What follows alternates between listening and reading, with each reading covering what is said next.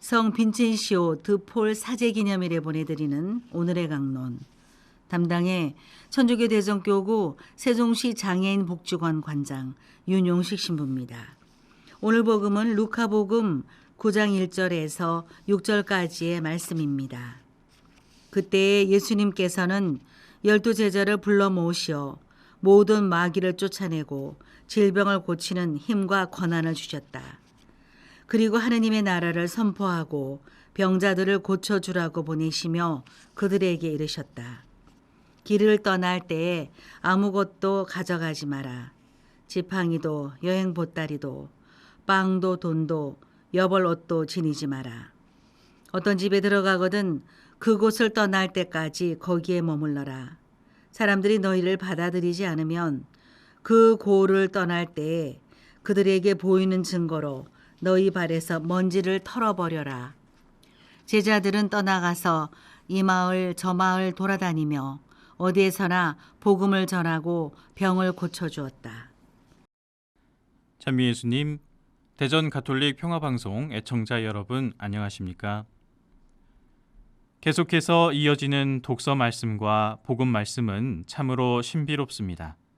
마치 세상이라는 깊은 수렁 속에 빠져 허우적거리는 우리에게 당신만 바라보라고, 당신만 믿으라고, 희망을 가지라고, 다른 것들은 바라보지 말라고, 다른 것들에 겁먹지도 두려워하지도 말라고 우리에게 희망과 용기를 끊임없이 북돋아 주시는 말씀이기 때문입니다. 강론을 준비하는 이 며칠, 이어지는 복음 말씀을 묵상하면서 저는 그렇게 느꼈습니다. 주간 내내 엊그제도 어제도 또 오늘도 길 잃고 두려움에 떨고 있는 한 마리 양과 같은 우리를 매일같이 애타게 찾아 나서는 하느님의 그 간절함과 사랑을 느낄 수 있는 그런 말씀으로 생각됩니다. 오늘 예수님께서는 12제자들을 불러 당신의 고난을 주시면서 세상 속으로 떠나보내십니다. 세상은 따뜻한 곳과 따뜻한 사람들도 있지만 반대로 차갑고 냉소적이며 손가락질하고 비웃기도 하며 때로는 너무나 위험해서 목숨의 위험마저도 느끼게 되는 그런 곳과 그런 사람들도 많습니다. 그렇기에 마테오 복음을 보면 같은 장면을 두고 예수님께서는 이렇게 말씀하셨지요. 나는 이제 양들을 이리떼 가운데로 보내는 것처럼 너희를 보낸다. 이 예수님의 말씀은 왠지 슬프게도 들립니다. 누가 사랑하는 자식을 이리떼 가운데 보내고 싶을까요? 사랑하는 이를 물어뜯고 매질과 채찍질로 고통을 줄 이들에게 보내고 싶을까요? 어떻게 상처받을지 뻔히 보인다면 더욱이 어떤 부모가 자식을 그리하겠습니까?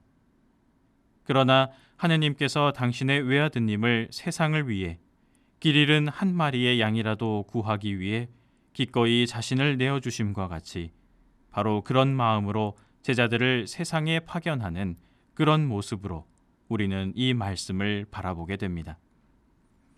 그러나 예수님께서는 사랑하는 이들을 차가운 세상 속으로 마냥 내모는 것은 아닙니다.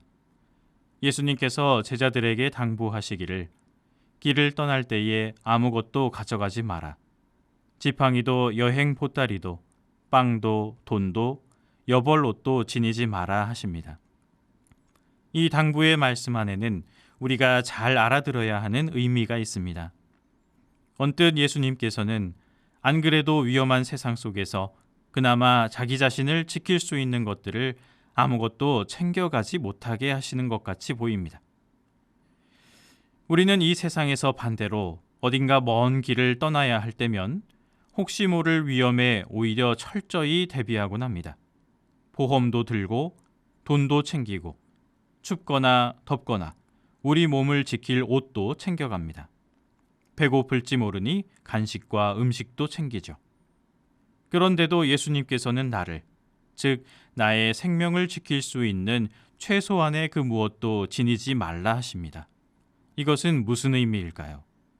여러분들도 깨달으셨겠지만 나의 생명은 나에게 달려있지 않다는 것, 나의 참 생명은 이 세상의 것들로 결코 지킬 수 없다는 것을 알게 하심이 아닐까 합니다.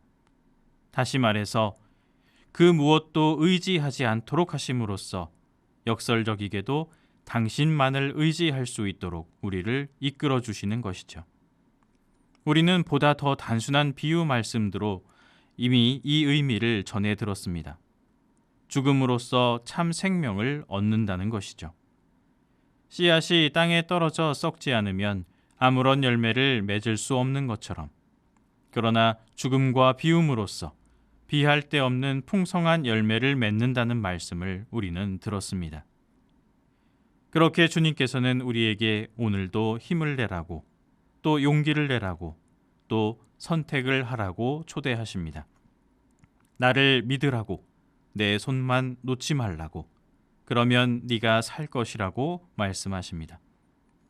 우리도 오늘을 살아가면서 이 희망을 잃지 않고 우리가 오늘 만나는 이웃들에게 그분의 따뜻한 말씀과 따뜻한 위로를 전하는 작은 용기를 내보면 좋겠습니다.